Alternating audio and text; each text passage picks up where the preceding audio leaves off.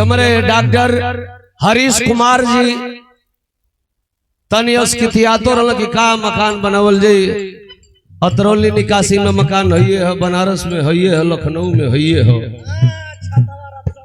छतवा रत्सण में है। तो इनको मलकाइन बरियाई के लिए जी देखी कमा के का हुई कि बढ़िया घर ना रहे। ऐसा ही सबका श्रद्धा लगेला, भले कमा के मर्द का श्रृंगार पैसा होला, अब मेहरारू का श्रृंगार ओकर मर्द होला।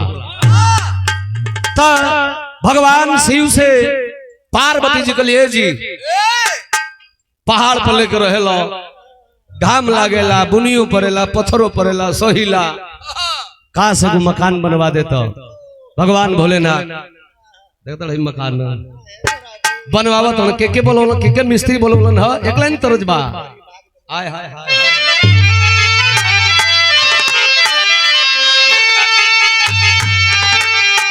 अरे झूलनिया के गुजवा अरे टूटल राजा वही जमनिया में गड़िया छूटल राजा।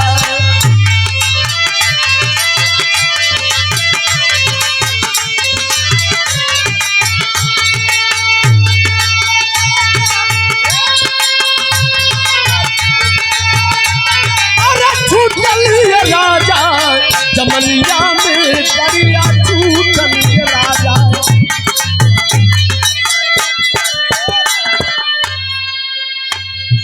लेकिन कवि जी भाव लिखल है, देखिए हमनी के बीच में धीरे धीरे आवतानी भाव हो। अरे लागल बलल सा सती जी के मनवा बनैती स्वामी जी एको सोन के भवनवा।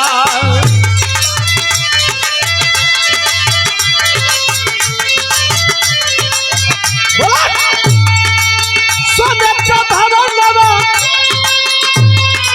सोन के भवनवा, वो सोन के भवनवा बनैती स्वामी जी एको सोन के भवनवा।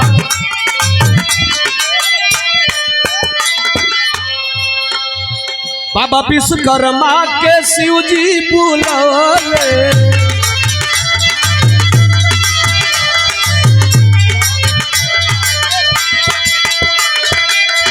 महल बनावे के अरजी लगौले।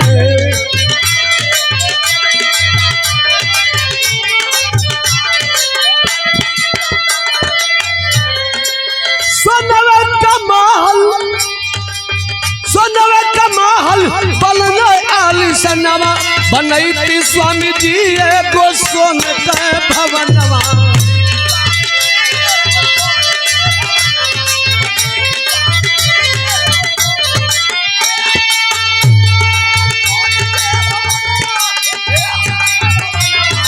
बनैती स्वामी जी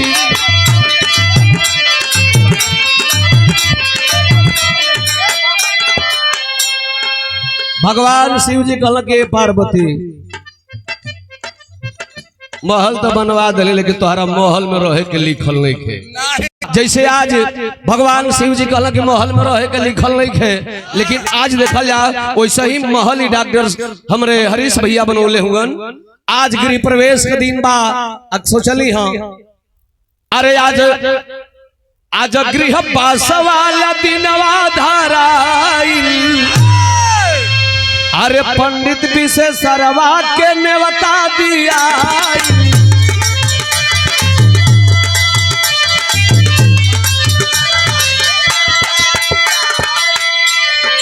खुशी खुशी होवे लगल घर में नवा बनैती स्वामी जी एगो सोन के भवनवा।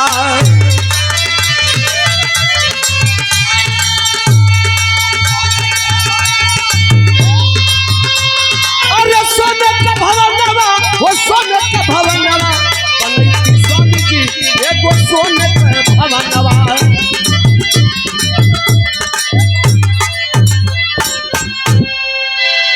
ए भैया वो मकान का गृह प्रवेश करावे बदे रावण का बाप विशेषरवा आइलन। वाह वाह।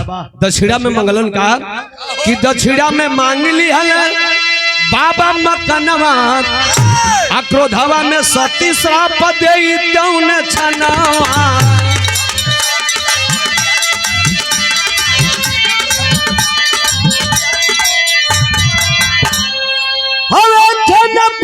बाबा तोहरो ललनवा बनैती स्वामी जी एगो सुंदर भवनवा। कहली कि बाबा आई लालची आदमी ले ले मकान लेकिन हवे खबर ना। हमारा गीत का आखिरी लाइन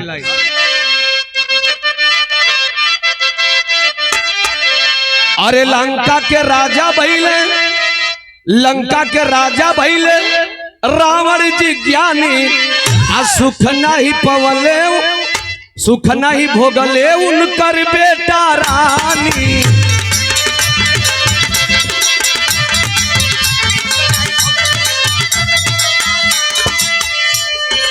कहा सुख लोग भोगल 1 लाख पुत्र सवाल खनाती ता रावण घर दिया न बाती मारा गया रावण का परिवार। ऐसे भैया केहू को बढ़िया घर केहू को बढ़िया सामान देख के लालच में ना पड़े के चाहिए। डॉक्टर साहब अपने खून पसीना का कमाई लगा के कितना बढ़िया बिल्डिंग बनौले हुआ। अब केहू आवे गृह प्रवेश करावे घर में ले ले हो भैया तो शराब तलागी न। आखिरी लाइन उमेश राम केवल कया जब तरनवा बनैती स्वामी जी एक सोने पे भवानवा एगो सोने पे भवानवा एगो सोने पे भवानवा।